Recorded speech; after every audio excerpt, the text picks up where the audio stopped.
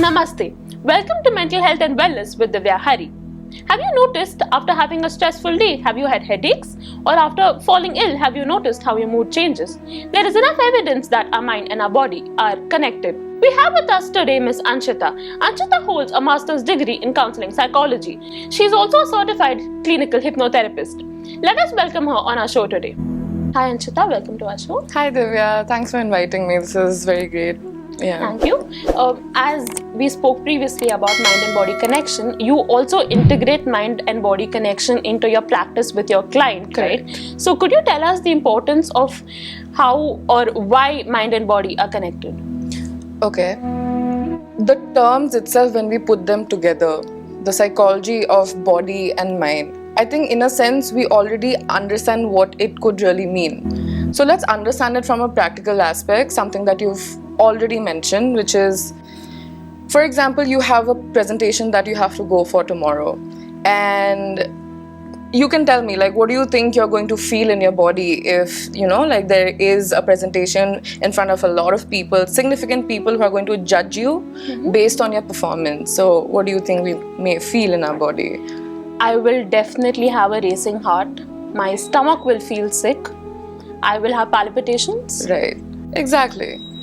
But what does that mean according to our mind? What do you think that emotion really is about?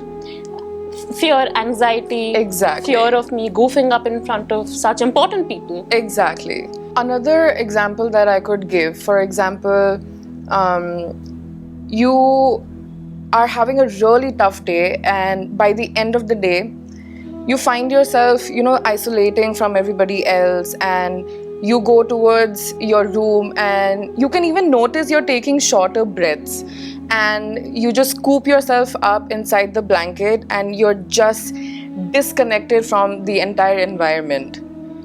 So that itself, like, your body is saying that I am completely disconnected from the environment, in a sense that I don't want to talk to anyone. I'm not even taking the breath from the air. I'm so disconnected from the environment. So that is on having a tough day. Like, after having a tough day is when your body expresses in ways that your mind may not be able to comprehend and express.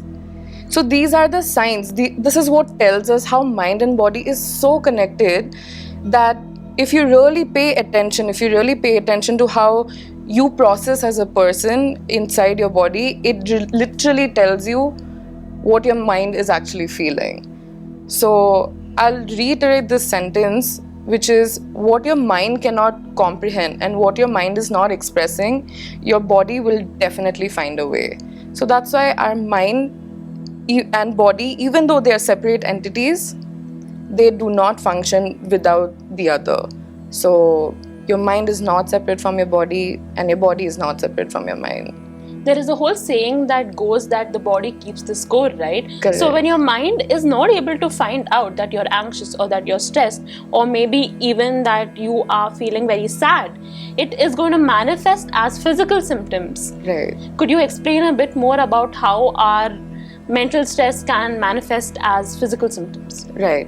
I think the main takeaway of this entire topic is that you cannot work on your mental health if you are not going to focus on your physical health. Vice versa too. And that's the most important aspect, because what we can take away from this is that we need to start working on the both aspects of health together if you're going to achieve overall health. As I was saying, mental health and physical health, they cannot be separated. Right? Like, they have to be, if you're trying to achieve overall health, you have to put them together.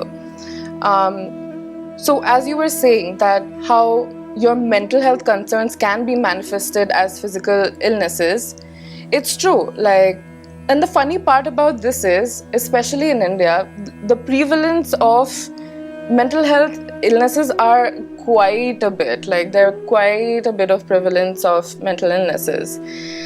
And the thing is, I understand that India is still developing in its destigmatization of mental health, how mental health is being perceived by the people, right? But let's admit it, physical illnesses are more acceptable than mental illnesses. So what happens is that a lot of people lack that social support because of the mental health stigma that people still hold.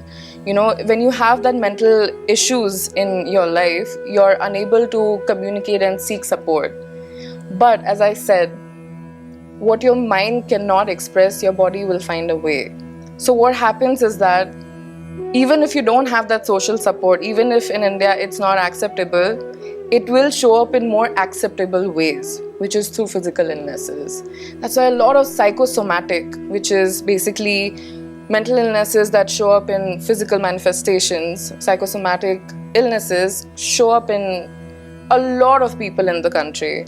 So some examples would be that some people have headaches, as you said. A lot of people even have ulcers. Digestive issues. Digestive issues is one of the biggest concerns. Even arthritis and hypertension and blood pressure concerns. It's just in a lot of ways that, in people in India have a lot of physical issues that come up in many different ways, yeah. One more example of how our mind and body is connected is through anger.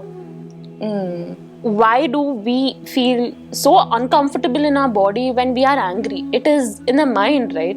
So this itself is an understanding how our mind and body is connected. Absolutely. Our mind is showing us that we are angry. Our body is portraying that for us through whatever symptoms any person faces. Correct. Right? Right.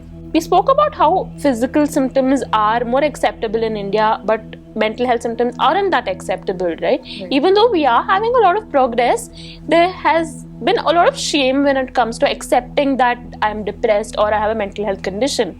Right. Even when it comes to workplaces, we are more open to taking leaves for physical symptoms. Right. For example, if a person is feeling very anxious that day, or if a person has been feeling depressed, they would give a reason of a physical health symptom but not a mental health symptom. And even in terms of acceptance, when we say that I'm feeling very depressed, I cannot come for work today, it is not seen as a viable reason. It is taken as an excuse rather than a condition. Absolutely. What do you have to say about that? I think I completely agree with you. This aspect that mental health concerns are really excuses is something very important to talk about, because even now, even with a lot of development happening in this area, you're right, I do feel like, the entire aspect of work leave is still wrapping its head around mental health leaves. And I can see the development happening, but you're right, I think it's still lagging somewhere, wherein people are still making physical leaves more of a bigger concern than mental health leaves, because as we said, that shame or that feeling that people might think that I'm making excuses, because there is no proper evidence when you see someone going through a mental health concern. Exactly, yeah.